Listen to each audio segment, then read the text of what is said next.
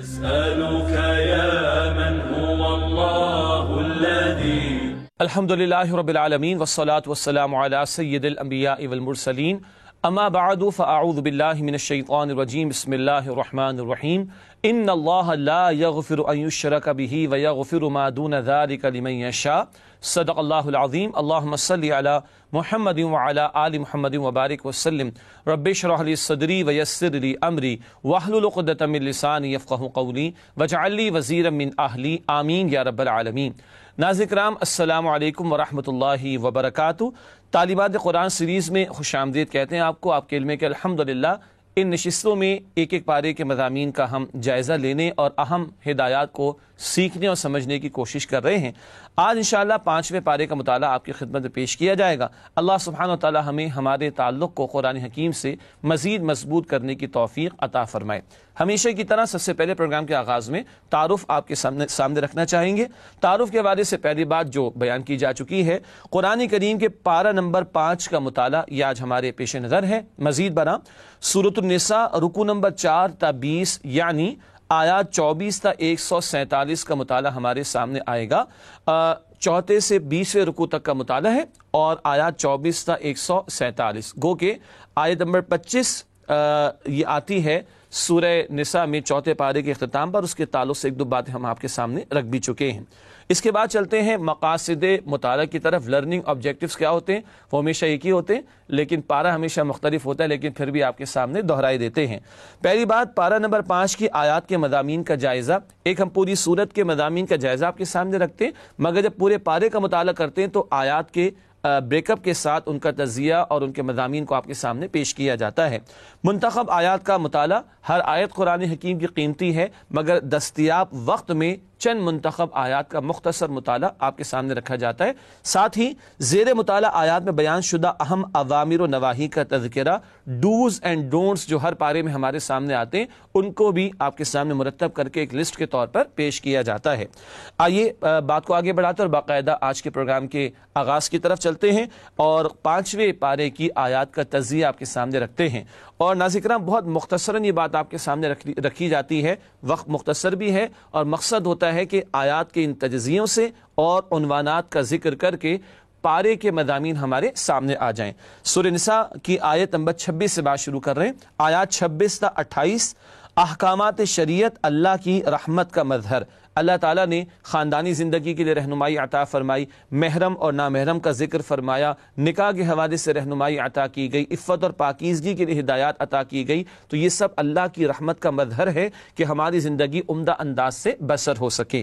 پھر آیات 29 تا 30، مال اور جان کی حرمت، مال حرام کمانے سے روکا گیا، خودکشی کرنے سے روکا گیا، قتل و غارت گری سے منع کیا گیا۔ پھر آیت نمبر 31، بہت قیمتی ایک بات آ رہی ہے، بڑے گناہوں سے بچو، چھوٹے گناہ معاف کر دیے جائیں گے۔ کبیرہ گناہ، بڑے گناہ، ان کے حوالے سے ہمیں زیادہ حساس ہونا چاہیے۔ تو چھوٹے چھوٹے گناہ قرآن دیگر مقامات پر بتاتا ہے کہ اللہ تعالیٰ تمہاری نیکیوں سے ویسے ہی معاف کر دیں گے۔ پھر آیت نمبر 32، حسد کی ممانعت، یہ مرض شیطان کو بھی تھا لاحق، یہ مرض یوں کہیے کہ اہل کتاب یہود میں بھی پیدا ہوا، ہم مسلمانوں کو بھی اس سے روکا گیا ہے۔ آیت نمبر 33، حقدار کا حق ادا کرو، چاہے وہ وراثت سے متعلقہ حقوق ہوں یا دیگر حقوق ہوں، قرآن ان حقوق کو ادا کرنے کا حکم دیتا ہے۔ پھر آیات 34 تا 35، مرد قوام ہے اور نیک بیوی اپنے شوہر کی تابعدار ہوتی ہے۔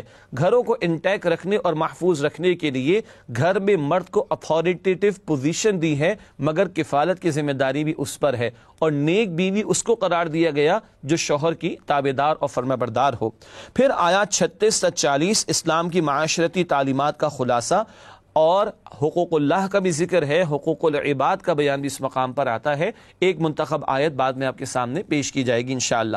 اس کے بعد آیات 41 تا 42، اللہ کے رسول صلی اللہ علیہ وسلم کی اپنی امت کے خلاف گواہی۔ اللہ اکبر، حدیث میں تو آتا ہے کہ یہ آیت سن کر اللہ کے رسول رو گئے تھے صلی اللہ علیہ وسلم کہ مجھے اپنی امت کے خلاف کل قیامت کے دن گواہی دینی ہے۔ خلاف سے مراد پیغمبر نے تو پیغام پہنچا دیا، اب امت سے پوچھا جائے گا تم نے پیغام کے حوالے سے کیا رویہ اختیار کیا۔ اس کے بعد سورہ نساء کی آیت نمبر 43 ہے، شراب کی حرمت کا یہاں ذکر آیا، نشے کی حالت میں نماز کے قریب جانے سے منع کیا گیا۔ یہ شراب کی حرمت کے تعلق سے دوسرا حکم اور آخری حتمی حکم سورہ مائدہ آیت نمبر 90 اور 91 میں عطا ہوا ہے۔ اس کے بعد آیات 44 سے 47 یہود کی گھٹیا حرکت اور معاذ اللہ الزام تراشی کا رویہ اختیار کرنا اور حسد کے مارے یہ کہنا کہ یہ بنی اسرائیل سے نبوت لے کر بنی اسماعیل بھی کیوں دی گئی، اور مخالفت در مخالفت پر اتر آنا، ان کے اس جرم کا بھی ذکر ہوا۔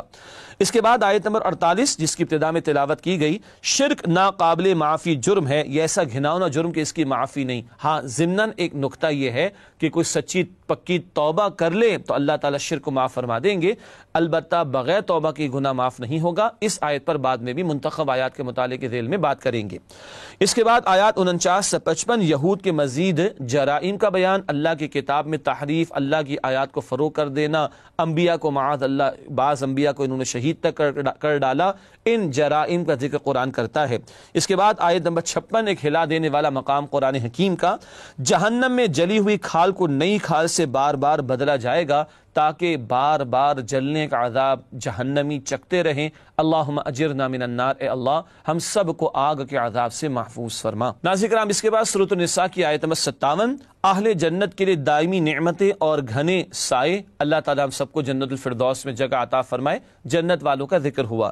پھر آیات 58 تا 59 امانت، عدل اور اطاعت کا حکم، امانت حقداروں تک پہنچا دی جائے، معاملات میں فیصلے عدل کے ساتھ کیے جائیں، اللہ اور اللہ کے رسول علیہ الصلاۃ والسلام کی اطاعت کی جائے، اور بقیہ تمام اطاعتوں سے بڑھ کر اللہ اور اس کے رسول علیہ السلام کی اطاعت کا لحاظ رکھا جائے۔ اس کے بعد آیات 60 تا 63 اطاعت رسول صلی اللہ علیہ وسلم سے گریز منافقت کا مظہر ہے، یہ بات پہلے بھی بیان کی گئی، منافقین کی کمزوریوں اور ان کے طرز عمل کا ذکر اس صورت میں آیا، یہ اطاعت رسول صلی اللہ علیہ وسلم سے فرار اختیار کرتے تھے۔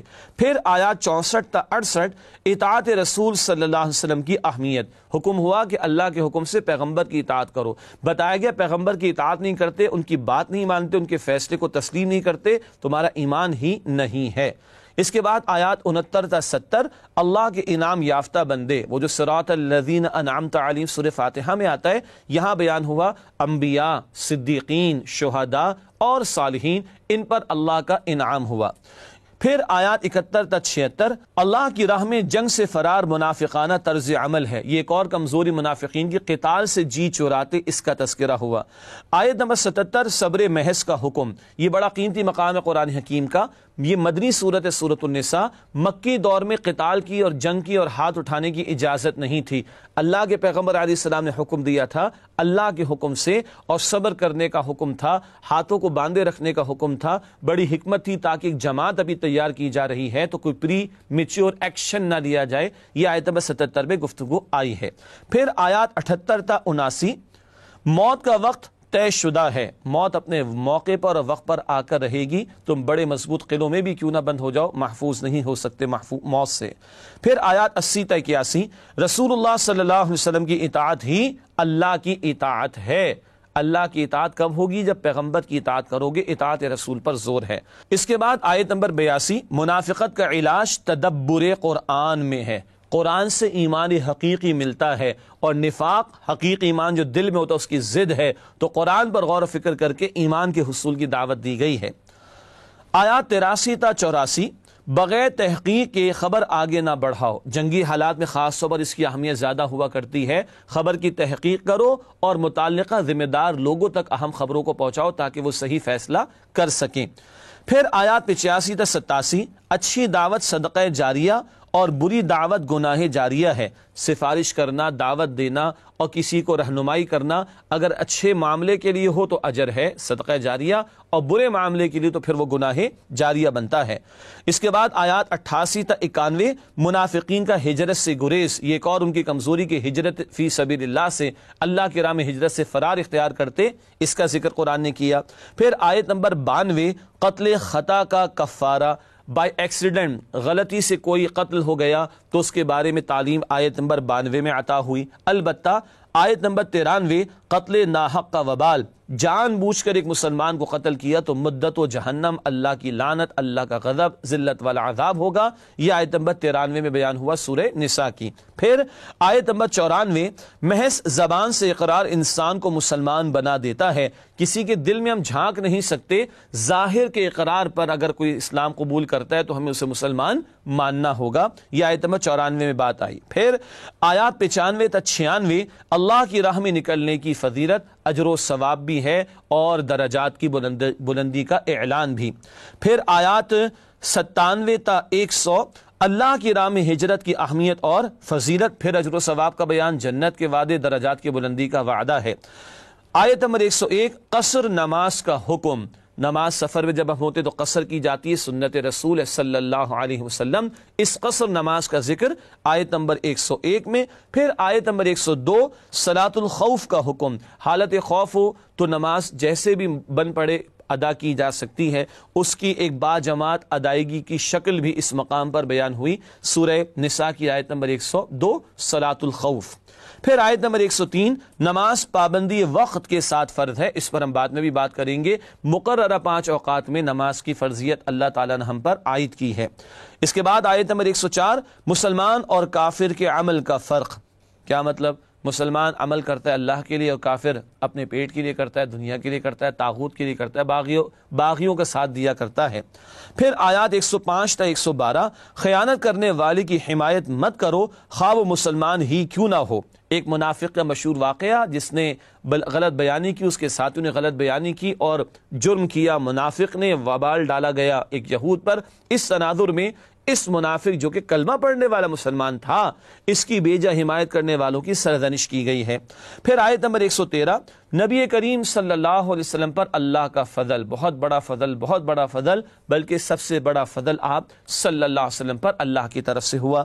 پھر آیت نمبر 114، نجوہ یعنی سرگوشیوں کی پسندیدہ صورت۔ ایک مسلمانوں کی اجتماعیت تھی، منافقین کونے خدرے میں بیٹھ کر سازشوں کے مشورے کرتے تھے، اس سے روکا گیا۔ ہاں، تنہائی میں کسی کی اصلاح کر دو، کسی کی مدد کے لیے کسی کی سفارش کر دو، یہ پسندیدہ سرگوشی ہے جو تنہائی میں کی جاتی ہے۔ اس کے بعد ناظرین کرام آیت نمبر 115، اجماع امت کے لیے قرآن سے دلیل۔ امام شافعی رحمۃ اللہ علیہ بزرگان دین اس آیت سے مسئلہ نکالا کہ امت کا جس بات پر اتفاق ہو، مراد امت کے علماء ہوں گے، ایک ایک آدمی کا نہیں، تو جس بات پر امت کے علماء کا اجماع اور اتفاق ہو جائے، اس کے اگینسٹ جانا، اس کے خلاف جانا، یہ کفریہ طرز عمل ہے۔ یہ آیت نمبر 115 میں بیان ہوا۔ پھر آیت نمبر 116، شرک کا جرم معاف نہیں کیا جائے گا، یہی بات آیت نمبر 48 میں آئی تھی، اب آیت نمبر 116 میں ہے، بعد میں اس آیت کا ذکر بھی کریں گے انشاءاللہ تعالی۔ اس کے بعد ناظرین کرام آیات 117 تا 122، کافی آیات ابھی باقی ہیں، مزید آگے ہم بیان کر رہے ہیں۔ آیات 117 تا 122، شیطان کے ناپاک عزائم، ان میں سے ایک آیت کا بعد میں آپ کے سامنے ذکر بھی کریں گے کہ اس نے طے کیا کہ انسان کو گمراہ کرنے کی حتی الامکان کوشش کرے گا، خلاف فطرت کام کرانے کی کوشش کرے گا، یہ بات آگے بھی بیان کریں گے انشاءاللہ۔ پھر آیات 123 تا 124، خوش کن خواہشات کام نہ آئیں گی۔ البقرہ میں بھی مضمون آتا ہے کہ یہود کہتے تھے ہم تو بخشے بخشائے ہیں، نصارہ کا بھی اس طرح کا گمان تھا، فرمایا کہ تمہاری وشفل تھنکنگ، تمہاری خوش کن خواہشات سے کچھ نہ ہوگا، ایمان اور عمل کا ثبوت پیش کرنا ضروری ہے۔ اس کے بعد آیات 125 تا 126، بہترین روش ملت ابراہیم کی پیروی ہے۔ یہ ملت ابراہیم کا ذکر البقرہ میں بھی آیا تھا کہ ہر حکم جب رب کی طرف سے جو بھی آئے، جو حکم رب کی طرف سے جب بھی آئے، اس کے سامنے اپنے آپ کو جھکا دینا، یہ ملت ابراہیم یعنی ابراہیم علیہ السلام کا طریقہ ہے۔ اس کے بعد آیات 127 سے 130، خواتین کے حقوق کا بیان، یہ بھی بتایا گیا کہ شوہر کی توجہ حاصل کرنے کے لیے کیا کرنا ہے، یہ بھی بتایا گیا کہ معاملہ اگر پوائنٹ آف نو ریٹرن پر آ گیا تو پھر معاملہ طلاق تک چلا جائے، ہے تو ناپسندیدہ، مگر اب کیا کیا جائے، اگر پوائنٹ آف نو ریٹرن آ جائے تو پھر سیپریشن کی بھی گنجائش اسلام نے عطا کی، اور بھی حقوق اس مقام پر بیان ہوئے۔ اس کے بعد اگلی آیات ناظرین کرام سورہ نساء آیات 131 تا 133، اللہ کا تقوی اختیار نہ کرنا کفر ہے۔ اللہ اکبر، بڑی بھاری بات ہے۔ ایک کفر ہوتا ہے عقیدے کا جو کھلے کافر کرتے ہیں، اور ایک کفریہ طرز عمل ہوتا ہے جو کلمہ پڑھنے والوں سے ہو جایا کرتا ہے، جیسے کہ منافقین تھے۔ تو اللہ کا تقوی اختیار نہ کرنا کفر ہے۔ پھر آیت نمبر 134، طے کر لو کہ دنیا کے طلبگار ہو یا آخرت کے۔ دنیا تو فرعون قارون حامان جیسے لوگوں کو بھی مل گئی، تم طے کرو کہ تمہیں دنیا چاہیے یا آخرت چاہیے ہے۔ پھر آیت نمبر 135، عدل کرو خواہ اپنوں کے خلاف ہی کیوں نہ ہو۔ بڑی قیمتی ہدایت ہے، بات عدل کی ہو چاہے اپنے اور اپنے رشتہ داروں کے خلاف ہی کیوں نہ جا رہی ہو۔ آیت نمبر 136، ایمان حقیقی حاصل کرو۔ ایمان والوں سے بھی کہا گیا ایمان لاؤ، مراد صرف اقرار والا ایمان نہیں، دل کی تصدیق والا ایمان قبول کرنے کی دعوت دی جا رہی ہے۔ پھر آیات 137 تا 138، ایمان اور کفر کے درمیان باطنی کشمکش، یہ منافقین کے طرز عمل کا بیان، مانتے ہیں پھر انکار کرتے ہیں، مراد اسلام تو لائے مگر عملاً ناشکری کر رہے ہیں، کفر کے روش پر ہیں، قتال سے فرار اختیار کر رہے ہیں، تو یہ ماننا اور ٹھکرانا، ماننا اور خلاف ورزی کرنا اس کشمکش کا بیان ہے اس مقام پر۔ پھر آیت 139، کافروں سے دوستی کرنے والے منافقین ہیں، مسلمان کی دلی دوستی صرف مسلمان سے ہو سکتی ہے۔ آیت نمبر 140، شعائر دین کی توہین مت برداشت کرو، جہاں اللہ کی آیات کا کفر کیا جا رہا ہو، معاذ اللہ مذاق اڑایا جا رہا ہو، وہاں مت بیٹھو، اس بات کا ذکر ہے، غیرت دینی بھی کسی بات کا نام ہے۔ آیات 141 تا 143، منافقوں کی روش کہ یہ ہر طرف سے بنا کر رکھنا چاہتے ہیں، نہ یہ ایمان والوں کے ساتھ مخلص ہے، نہ یہ کافروں کے ساتھ مخلص، اپنے مفادات ہی کی ان کو فکر ہوتی ہے۔ پھر آیت 144، مؤمنوں کے مقابلے میں کافروں کو دوست مت بناؤ، دوبارہ اس بات کا ذکر آیا۔ اور اس پارے کے آخر میں، 5ویں پارے کے آخر میں آیات 145 تا 146، منافقین جہنم کے سب سے نچلے گڑھے میں ہوں گے، اللہ ہم سب کو جہنم کے عذاب سے محفوظ فرمائے۔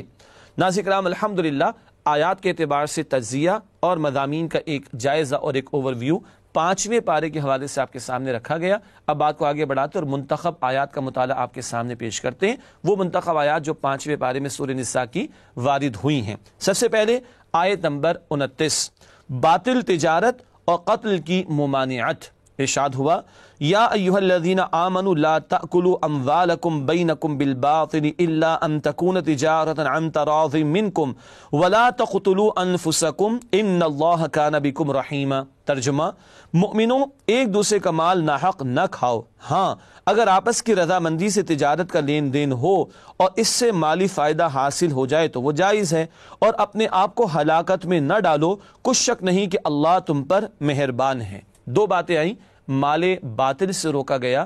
پہلا نقطہ نوٹ کیجئے گا، مال حرام کا نتیجہ جہنم کی آگ ہے، مسلم شریف کی روایت ہے، مال حرام سے پلا ہوا جسم وہ جہنم کا مستحق، تو مال باطل مال حرام سے روکا گیا۔ دوسری بات، خودکشی کی ممانعت، ایک ہے اپنے آپ کو قتل نہ کرو، یہ ترجمہ ہے، اسی سے علماء نے خودکشی کو حرام قرار دی۔ اس آیت کے ذیل میں احادیث میں بھی ذکر آتا ہے، تو دوسروں کو ناحق قتل کرنا بھی منع، اور اپنی جان لینا، خودکشی کرنا، اس سے بھی منع کیا گیا ہے دین اسلام میں۔ اگلی آیت جس کا انتخاب کیا گیا، آیت نمبر 34، بڑی مشہور ہے، مردوں کو اکثر یاد ہوا کرتی ہے، مرد سربراہ خاندان ہے۔ ذکر ہو رہا ہے، الرجال قوامون علی النساء بما فضل اللہ بعضهم علی بعض وبما انفقوا من اموالہم۔ ترجمہ، مرد عورتوں پر نگہبان ہیں اس لیے کہ اللہ نے بعض کو بعض پر فضیلت دی ہے، اور اس لیے بھی کہ وہ اپنا مال خرچ کرتے ہیں۔ یہ ہے اصولی بات جو خدا نے اس مقام پر عطا فرمائی۔ تشریح کے طور پر بھی ایک نقطہ آپ کے سامنے لکھا ہے، مرد کی قوامیت ذمہ داری کے ساتھ ہے۔ گھر کا ادارہ چلانے کے لیے مرد کو ایک درجہ اوپر رکھا گیا، اور کفالت کی ذمہ داری بھی مرد پر رکھی گئی۔ اس سے معاذ اللہ کوئی عورت کو ڈیگریڈ نہیں کیا گیا، بلکہ اگر اتھارٹی دو برابر کے لوگوں کو دے دی جائے تو کبھی بھی گھر کیا کوئی ادارہ نہیں چل سکتا، تو مرد کو ایک درجہ اوپر رکھا گیا، اور اس پر کفالت کی ذمہ داری بھی ڈالی گئی ہے۔ یہ بات طے ہو جائے تو پھر تبھی گھر کا نظام اسموتھلی فنکشن کر سکتا ہے۔ ناظرین کرام، اس کے بعد جس آیت کا انتخاب کیا کہ ایک طویل آیت ہے، سورہ نساء کی آیت نمبر 36۔ دین اسلام جامع نظام حیات ہے، زندگی کے ہر گوشے کے لیے رہنمائی موجود ہے۔ آئیے اس کا مطالعہ کریں۔ وَاعْبُدُوا اللَّهَ وَلَا تُشْرِكُوا بِهِ شَيْئًا وَبِالْوَالِدَيْنِ إِحْسَانًا وَبِذِي الْقُرْبَى وَالْيَتَامَى وَالْمَسَاكِينِ وَالْجَارِ ذِي الْقُرْبَى وَالْجَارِ الْجُنُبِ وَالصَّاحِبِ بِالْجَنبِ وَابْنِ السَّبِيلِ وَمَا مَلَكَتْ أَيْمَانُكُمْ إِنَّ اللَّهَ لَا يُحِبُّ مَنْ كَانَ مُخْتَالًا فَخُورًا۔ ایک بڑی طویل لسٹ ہمارے سامنے آئے گی، حقوق و لباد کے حوالے سے نوٹ کیجئے گا۔ اور اللہ ہی کی عبادت کرو اور اس کے ساتھ کسی چیز کو شریک نہ بناؤ، اور ماں باپ اور قرابت داروں اور یتیموں اور محتاجوں اور رشتہ دار ہمسایوں اور اجنبی ہمسایوں اور رفقائے پہلو یعنی پاس بیٹھنے والوں اور مسافروں اور جو لوگ تمہارے قبضے میں ہوں سب کے ساتھ حسن سلوک کرو، بے شک اللہ تعالی تکبر کرنے والے، بڑائی مارنے والے کو پسند نہیں کرتا۔ تشریح میں نہیں جا رہا، البتہ حقوق اللہ بھی یہاں بیان ہوئے اور حقوق العباد بھی بیان ہوئے، اور پڑوسی کی 3 اقسام بیان ہوئی، رشتہ دار پڑوسی اور پھر اجنبی پڑوسی اور ایک اور دلچسپ پڑوسی پہلو کا ساتھی، بس کے مسافر، جہاز کے مسافر، ایک مسجد کے نمازی، ایک جگہ ساتھ کام کرنے والے، تھوڑی دیر کا بھی ساتھ ہو گیا، اس کو بھی قرآن پڑوس قرار دیتا ہے۔ اگلی آیت ہے آیت نمبر 41، ایک ہلا دینے والا مقام قرآن حکیم کا۔ رسول اللہ صلی اللہ علیہ وآلہ وسلم کی گواہی امت کے خلاف، ارشاد ہوا فَكَيْفَ إِذَا جِئْنَا مِن كُلِّ أُمَّةٍ بِشَهِيدٍ وَجِئْنَا بِكَ عَلَى هَؤُلَاءِ شَهِيدًا۔ ترجمہ، پس کیا حال ہوگا اس دن جب ہم ہر امت میں سے گواہ بلائیں گے اور آپ صلی اللہ علیہ وسلم کو ان لوگوں پر گواہ بنا کر لائیں گے۔ یہ آیت اللہ کے رسول نے سنی، لکھا ہے آگے نبی اکرم صلی اللہ علیہ وسلم کو شدت تاثر، عبداللہ بن مسعود تلاوت فرما رہے تھے اللہ کے رسول علیہ السلام کے حکم پر، آپ علیہ الصلوۃ والسلام سماعت فرما رہے تھے، اور جب اس مقام پر عبداللہ بن مسعود پہنچے تو آپ نے فرمایا حسبک، اور جب عبداللہ نے نگاہ اٹھا کر دیکھی تو اللہ کے رسول کی آنکھوں سے آنسو جاری، اور آپ کی داڑھی مبارک آنسوؤں سے تر ہے، اور اس بات پر رو رہے ہیں کہ مجھے میری امت کے خلاف گواہی دینی ہوگی۔ انہیں تو رونا آیا، مجھے اور آپ کو بھی کبھی رونا آتا ہے کہ کل اللہ کے سامنے کھڑا ہونا ہے اور جواب دینا ہے۔ اللہ اکبر۔ نسألك يا من هو الله الذي۔ اگلی آیت آیت نمبر 48 سورہ نساء کی، شرک ناقابل معافی جرم ہے، ارشاد ہوا ان اللہ لا یغفر ان یشرک به ویغفر ما دون ذلک لمن یشاء ومن یشرک باللہ فقد افترى اثما عظیما۔ ترجمہ، اللہ اس گناہ کو نہیں بخشے گا کہ کسی کو اس کا شریک بنایا جائے، اور اس کے سوا جس گناہ کو چاہے معاف کر دے، اور جس نے اللہ کا شریک مقرر کیا اس نے بڑا بہتان باندھا۔ 2 بنیادی باتیں پہلے نوٹ کیجئے، یہ آیت نمبر 48 سے یہی الفاظ کم و بیش آیت نمبر 116 میں بھی ہے۔ دوسری بات، توبہ سے شرک بھی معاف ہو جاتا ہے، سچی توبہ کر لے اللہ معاف فرما دے گا، لیکن ہے یہ اتنا گھناؤنا جرم کہ بغیر توبہ کے معاف نہیں ہوتا۔ اس حوالے سے 3 بنیادی باتیں، اللہ کی ذات میں شرک، یہ بدترین شرک یہود و نصارہ نے بھی کیا، پیغمبروں کو اللہ کا بیٹا قرار دیا، اور فرشتوں کو اللہ کی بیٹیاں قرار دیا معاذ اللہ، مشرکین عرب نے، اس حوالے سے قرآن نفی کرتا ہے۔ پھر اللہ کی صفات میں شرک، اللہ جیسی صفات مخلوق میں مان لینا، یہ اللہ کی صفات میں شرک ہے۔ ہم مسلمانوں کے لیے بہت بڑا مسئلہ کیا ہے؟ اللہ کے حقوق میں شرک، یعنی عبادت میں شرک، محبت اور اطاعت میں شرک۔ عبادت کیا ہے؟ شدید محبت کے ساتھ اللہ کی اطاعت کرنا۔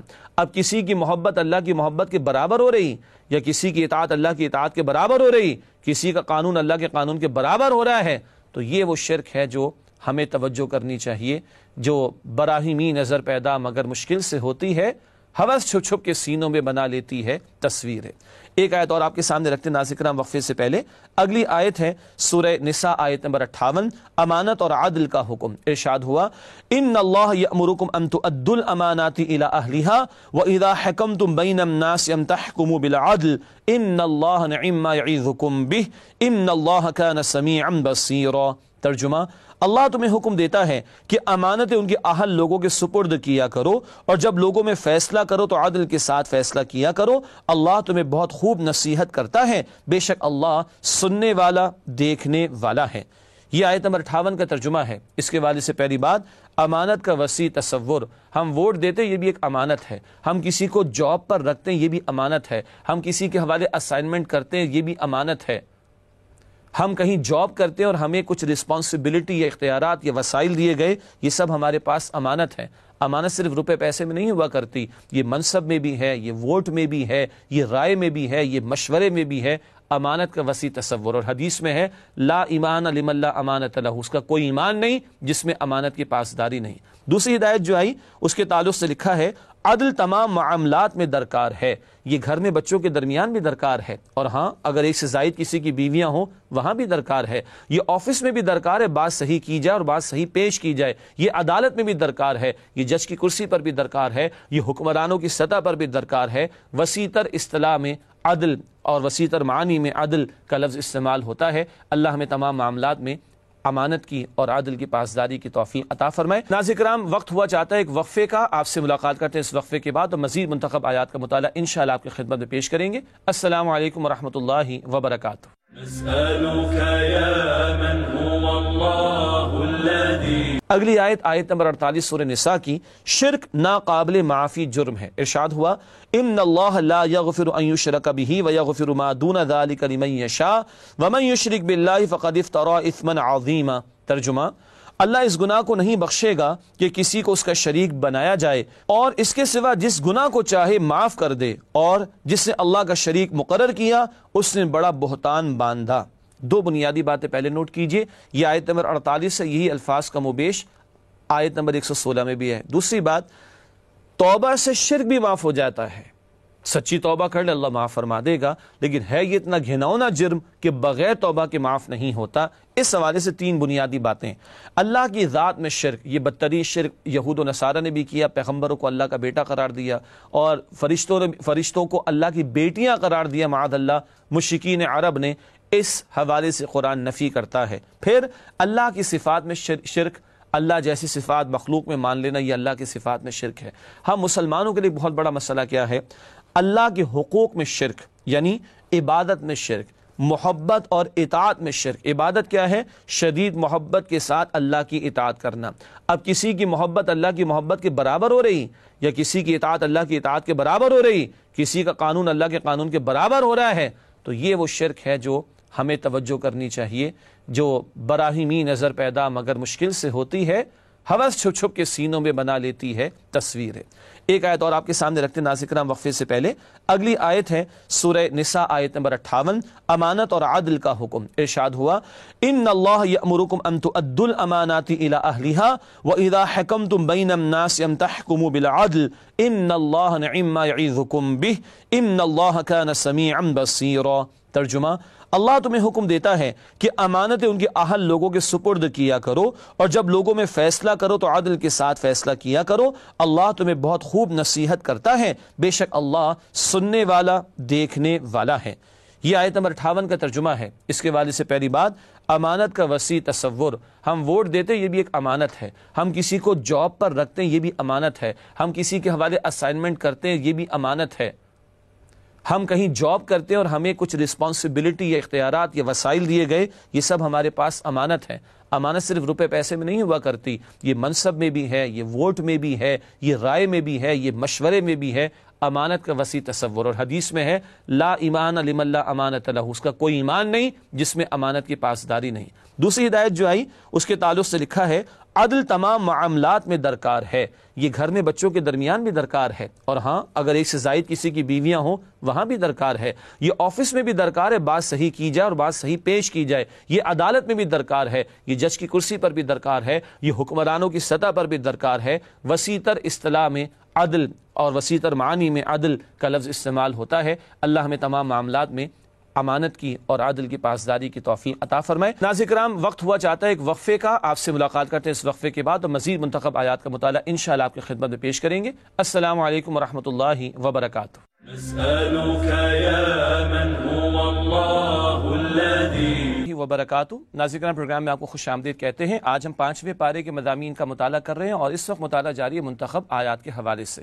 اگلی آیت ہے سورہ نساء کی آیت نمبر 59، اطاعت کا حکم اس مقام پر آ رہا ہے۔ ارشاد ہوا یا ایھا الذین آمنوا اطیعوا اللہ واطیعوا الرسول واولی الامر منکم فان تنازعتم فی شیء فردوه الی اللہ والرسول ان کنتم تؤمنون باللہ والیوم الآخر ذلک خیر واحسن تأویلا۔ ترجمہ کرتے ارشاد ہوا اے ایمان والو، اللہ اور اس کے رسول صلی اللہ علیہ وسلم کی اطاعت کرو، اور جو تم میں سے صاحب اختیار ہیں ان کی بھی، اور اگر کسی بات میں تم میں اختلاف ہو جائے تو اسے لوٹا دو اللہ اور اس کے رسول کی طرف، اگر تم اللہ اور روز آخرت پر ایمان رکھتے ہو، یہ بہت بہتر ہے اور اس کا انجام بہت اچھا ہے۔ یہ آیت نمبر 59 کا ترجمہ اور ریاستی معاملات کے حوالے سے بھی، سیاسی معاملات کے حوالے سے بھی بڑا قیمتی مقام ہے۔ پہلا نقطہ پیش خدمت تشریح کا، اللہ اور اس کے رسول کی اطاعت غیر مشروط انکنڈیشنل، جو حکم اللہ اور اس کے رسول کا آ گیا ثابت ہو گیا، اب وہاں کوئی چوائس نہیں ہے بندہ مومن کے پاس، انکنڈیشنل اطاعت ہے اللہ کی اور اس کے رسول کی، مگر صاحب اختیار لوگوں کا ذکر آیا، اولو الامر کا ذکر آیا۔ آگے لکھا ہے اولو الامر کی اطاعت مشروط یعنی کنڈیشنل ہوگی۔ آج ہمارے دور میں کہا جاتا ہے کہ حکمرانوں کی بات ماننی چاہیے، ریاست کے تقاضوں کو پورا کرنا چاہیے، بجا ہے، مگر ریاست کا کوئی تقاضا یا حکمرانوں کو کوئی تقاضا کہیے وہ اگر اللہ اور اللہ کے رسول کی اطاعت سے ٹکرائے گا تو وہ نل اینڈ وائڈ ہو جائے گا۔ اللہ اور اللہ کے رسول کی ہر بات ماننی ہے، حکمراں ہوں یا کوئی ذمہ دار یا کوئی صاحب اختیار یا کوئی بڑا، اگر اس کی بات اللہ اور اللہ کے رسول علیہ السلام کی بات اور حکم سے ٹکرائے تو پھر اس کو نہیں مانا جائے گا۔ اگلی آیت، آیت نمبر 65 سورہ نساء کی اطاعت رسول صلی اللہ علیہ وسلم پر زور ہے۔ فرمایا فلا وربک لا یؤمنون حتی یحکموک فیما شجر بینہم ثم لا یجدوا فی انفسہم حرجا مما قضیت ویسلموا تسلیما۔ ترجمہ، آپ کے رب کی قسم یہ لوگ مومن نہیں ہوں گے جب تک اپنے تنازعات میں آپ صلی اللہ علیہ وسلم کو حاکم نہ مان لیں، پھر جو فیصلہ آپ کر دیں اس سے اپنے دل میں کسی طرح کی تنگی نہ پائیں بلکہ بخوشی فرما برداری کے ساتھ قبول کر لیں۔ یہ ہے اطاعت رسول کی اہمیت۔ آگے لکھا ہے ایمان کی تکمیل رسول اللہ صلی اللہ علیہ وسلم کی اطاعت کے ساتھ مشروط ہے، کنڈیشنل ہے۔ ایمان نہیں ہے اگر رسول اللہ کو حاکم نہ مانا جائے صلی اللہ علیہ وسلم، انہوں نے بھی احکامات دیے اور انہوں نے بھی کچھ باتوں سے روکا، اس کو ماننا ہے، اور جو فیصلہ آ جائے اس پہ دل میں کوئی تنگی نہ ہو اور پوری طور پر اپنے آپ کو جھکا نہ دیا جائے، تب تک ایمان کی نفی ہو رہی ہے اللہ کی طرف سے۔ اگلی آیت ہے آیت نمبر 75 سورہ نساء۔ قتال کا مقصد مظلوموں کی داد رسی، یہ مقام بھی بڑا قیمتی، ارشاد ہوا وَمَا لَكُمْ لَا تُقَاتِلُونَ فِي سَبِيلِ اللَّهِ وَالْمُسْتَضْعَفِينَ مِنَ الرِّجَالِ وَالنِّسَاءِ وَالْوِلْدَانِ الَّذِينَ يَقُولُونَ رَبَّنَا أَخْرِجْنَا مِنْ هَذِهِ الْقَرْيَةِ الظَّالِمِ أَهْلُهَا وَاجْعَل لَّنَا مِن لَّدُنكَ وَلِيًّا وَاجْعَل لَّنَا مِن لَّدُنكَ نَصِيرًا۔ ترجمہ، اور تم کو کیا ہوا ہے کہ اللہ کی راہ میں اور ان بے بس مردوں اور عورتوں اور بچوں کی خاطر نہیں لڑتے جو دعائیں کیا کرتے ہیں کہ اے پروردگار ہم کو اس شہر سے نکال جس کے رہنے والے ظالم ہیں، اور اپنی طرف سے کسی کو ہمارا حمایتی بنا اور اپنی طرف سے کسی کو ہمارا مددگار مقرر فرما۔ یہ بڑا قیمتی مقام اور قتال کا ایک اہم مقصد اس مقام پر بیان ہوا۔ لکھا ہے قتال فی سبیل اللہ کا ایک اہم مقصد مظلوموں کی داد رسی، البتہ قتال شرائط کے ساتھ ہوگا۔ مکہ مکرمہ میں کچھ صحابہ اور صحابیات اور اہل ایمان رہ گئے تھے اور اللہ کے پیغمبر مدینہ طیبہ میں تھی، یہ آیت نازل ہو چکی ہے 4-5 ہجری میں، مگر 8 ہجری میں مکہ فتح ہوا اور ایسی فتح ہوئی کہ سارا ہی مکہ اور سارا ہی عرب مسلمان ہو گیا۔ لیکن ایک وقت پر آ کر اللہ کے پیغمبر علیہ السلام وہاں تشریف لے گئے۔ آج بھی پکارتی ہے مسلم امہ حکمرانوں کو اور مسلمانوں کی افواج کو، اور یہ بھاری ذمہ داری مسلمان حکمرانوں پر عائد ہوتی ہے کہ اپنے خطے میں اسلام کو نافذ کریں اور مظلوم مسلمانوں کی داد رسی کے لیے پیش قدمی کریں۔ اس کے بعد اگلی آیت میں بھی، اگلی آیت ہے آیت نمبر 80، اطاعت پر زور ہے۔ رسول اللہ صلی اللہ علیہ وسلم کی اطاعت ہی اللہ کی اطاعت ہے۔ ارشاد ہوا من یطع الرسول فقد اطاع اللہ ومن تولی فما ارسلناک علیہم حفیظا۔ ترجمہ، جس نے رسول صلی اللہ علیہ وسلم کی اطاعت کی تو بے شک اس نے اللہ کی اطاعت کی، اور جو منہ پھیر لے تو اے نبی صلی اللہ علیہ وسلم ہم نے آپ کو ان پر نگہبان بنا کر نہیں بھیجا۔ بات واضح ہے، اللہ کی اطاعت ہے اصلاً، مگر عملاً ہے اللہ کے رسول کے علیہ السلام۔ نماز اللہ کا حق، اللہ کا حکم اللہ کے لیے ادا کی جاتی ہے، مگر طریقہ رسول اللہ سے لیا جاتا ہے صلی اللہ علیہ وسلم۔ حاصل کلام رسول اللہ کی اطاعت ہوگی علیہ السلام، تبھی اللہ سبحانہ و تعالیٰ کی اطاعت ہو سکے گی۔ اگلی آیت ہے آیت نمبر 85، معاشرتی معاملات کے حوالے سے قیمتی ہدایت، اچھی اور بری سفارش۔ ارشاد ہوا من یشفع شفاعۃ حسنۃ یکن لہ نصیب منها ومن یشفع شفاعۃ سیئۃ یکن لہ کفل منها وکان اللہ علی کل شیء مقیتا۔ ترجمہ کرتے ہیں، ارشاد ہوا جو شخص کسی نیکی یا بھلے کام کی سفارش کرے تو اس کو اس کے ثواب میں سے حصہ ملے گا، اور جو برائی اور بدی کی سفارش کرے تو اس کے عذاب میں سے حصہ ملے گا، اور اللہ ہر چیز پر قدرت رکھتا ہے۔ سفارش صرف وہی نہیں ہوتی جو ہم دفاتر میں کرتے ہیں، نیکی کی دعوت دینا، کسی کی مدد کرنے کے لیے کسی کو ترغیب دلانا، یہ اچھی سفارش ہے، اور گناہوں کے کاموں کی طرف راغب کرنا یہ بری سفارش ہے۔ اچھی سفارش کا بدلہ اچھا ملے گا اور بری سفارش کا برا بدلہ ملے گا، بات واضح ہے۔ اگلی آیت ہے آیت نمبر 86 جس کا انتخاب کیا گیا، سلام کا جواب۔ بڑی پیاری بات آ رہی ہے، وَإِذَا حُيِّيتُم بِتَحِيَّةٍ فَحَيُّوا بِأَحْسَنَ مِنْهَا أَوْ رُدُّوهَا ان اللہ کان علی کل شیء حسیبا۔ ترجمہ، اور جب تم کو کوئی دعا دے، سلام کرے، تو تم اس سے بہتر کلمے سے اسے دعا دو، جواب دو یا انہی لفظوں سے لوٹا دو، بے شک اللہ ہر چیز کا حساب لینے والا ہے۔ یہ معاشرتی ہدایات عطا ہو رہی ہیں سلام کے حوالے سے۔ لکھا ہے سلام کے الفاظ میں اضافے پر 10 نیکیوں کا اضافہ بتایا گیا۔ بہتر جواب دو، السلام علیکم، بہتر جواب کیا؟ وعلیکم السلام ورحمۃ اللہ، السلام علیکم ورحمۃ اللہ وبرکاتہ، یہ میکسیمم الفاظ ہیں اور 10 نیکیاں بڑھ جاتی ہیں حدیث کے مطابق۔ زیادہ سے زیادہ وبرکاتہ تک سلام کے الفاظ ہیں، ہمارے وہ مغفرت ہو اور یہ اور وہ پتہ نہیں کیا کہ اضافے ہوتے ہیں، نہیں، السلام علیکم ورحمۃ اللہ وبرکاتہ یہ میکسیمم الفاظ ہے سلام اور اس کے جواب کے۔ آخری بات، سلام کے الفاظ کو صحیح ادا کرنا۔ ہمارے السلام علیکم کہتے ہیں، اس کے معنی تجھے موت ہے، استغفر اللہ، السلام علیکم، یہ صحیح الفاظ ہمیں ادا کرنے چاہیے۔ اس کے بعد آیت نمبر 93، مسلمان کے ناحق قتل کی سزا، بہت بدترین جرم ہے یہ۔ قرآن نے ارشاد فرمایا وَمَن يَقْتُلْ مُؤْمِنًا مُتَعَمِّدًا فَجَزَاؤُهُ جَهَنَّمُ خَالِدًا فِيهَا وَغَضِبَ اللَّهُ عَلَيْهِ وَلَعَنَهُ وَأَعَدَّ لَهُ عَذَابًا عَظِيمًا۔ گنتے جائیے گا، بڑا سخت مقام ہے، جان بوجھ کر ایک مسلمان کا قتل اگر کسی نے کیا تو کیا ہے؟ ترجمہ، اور جو کوئی کسی مسلمان کو قصداً قتل کرے تو اس کی سزا دوزخ ہے، جس میں وہ ہمیشہ جلتا رہے گا اور اللہ اس پر غضبناک ہوگا اور اس پر لعنت کرے گا، اور ایسے شخص کے لیے اس نے بڑا سخت عذاب تیار کر رکھا ہے۔ ناحق ایک مسلمان کا قتل، مدتوں جہنم، اللہ کا غضب، اللہ کی لعنت اور سخت عذاب اللہ نے تیار کر رکھا ہے۔ اللہ جہنم کے عذاب سے ہم سب کی حفاظت فرمائے۔ پھر آیت نمبر 103، نماز مقررہ اوقات میں فرض ہے، اس کا ذکر قرآن کر رہا ہے اس مقام پر۔ فَإِذَا قَضَيْتُمُ الصَّلَاةَ فَاذْكُرُوا اللَّهَ قِيَامًا وَقُعُودًا وَعَلَى جُنُوبِكُمْ فَإِذَا اطْمَأْنَنْتُمْ فَأَقِيمُوا الصَّلَاةَ إِنَّ الصَّلَاةَ كَانَتْ عَلَى الْمُؤْمِنِينَ كِتَابًا مَوْقُوتًا۔ ترجمہ، پھر جب تو نماز ادا کر لو تو کھڑے اور بیٹھے اور لیٹے ہر حالت میں اللہ کو یاد کرو، پھر جب اطمینان پاؤ تو اس طرح سے نماز قائم کرو جس طرح امن کی حالت میں قائم کرتے ہو۔ بے شک نماز مؤمنوں پر مقررہ اوقات میں ادا کرنا فرض ہے۔ کئی باتیں ہو سکتی ہیں لیکن اس کے بیان میں 2 باتیں رکھیں گے۔ پہلی بات، نماز کا قیام مطلوب ہے، صرف پڑھنا نہیں، نماز فقط پڑھنی نہیں بلکہ ادا کرنی اور قائم کرنی ہے اس کے تمام تر آداب کے ساتھ۔ اور دوسری بات، نماز مقررہ اوقات میں فرض ہے۔ اللہ تعالی ہماری کوتاہیوں کو معاف فرمائے، رمضان میں ادا کر دی اس کے بعد چھوڑ دی، یا 4 ادا کی اور فجر کی چھوڑ دی، یا ظہر میں ڈنڈی مار دی، یا شام میں عصر میں مسئلہ پیش آ گیا، نہیں، مقررہ اوقات میں نماز اللہ نے فرض کی۔ اللہ ہمیں پابندی کی توفیق عطا فرمائے۔ اگلی آیت ہے سورہ نساء کی آیت نمبر 104، اہل حق اہل باطل سے بڑھ کر محنت کریں۔ ارے باطل والے بھی تو جانے دے رہے ہیں، مال لگا رہے ہیں، تو حق والوں کو تو ان سے بڑھ کر محنت کرنی چاہیے۔ ارشاد ہوا وَلَا تَهِنُوا فِي ابْتِغَاءِ الْقَوْمِ إِن تَكُونُوا تَأْلَمُونَ فَإِنَّهُمْ يَأْلَمُونَ كَمَا تَأْلَمُونَ وَتَرْجُونَ مِنَ اللَّهِ مَا لَا يَرْجُونَ وَكَانَ اللَّهُ عَلِيمًا حَكِيمًا۔ ترجمہ، اور کفار کا پیچھا کرنے میں سستی نہ کرنا، اگر تمہیں تکلیف پہنچتی ہے تو جس طرح تمہیں تکلیف پہنچتی ہے اسی طرح انہیں بھی تکلیف پہنچتی ہے، اور تم اللہ سے ایسی امیدیں رکھتے ہو جو وہ نہیں رکھتے، اور اللہ سب کچھ جانتا اور بڑی حکمت والا ہے۔ یہ آیت نمبر 104 کا ترجمہ۔ یہ باطل والے باطل کی حمایت میں جانے دے رہے ہیں۔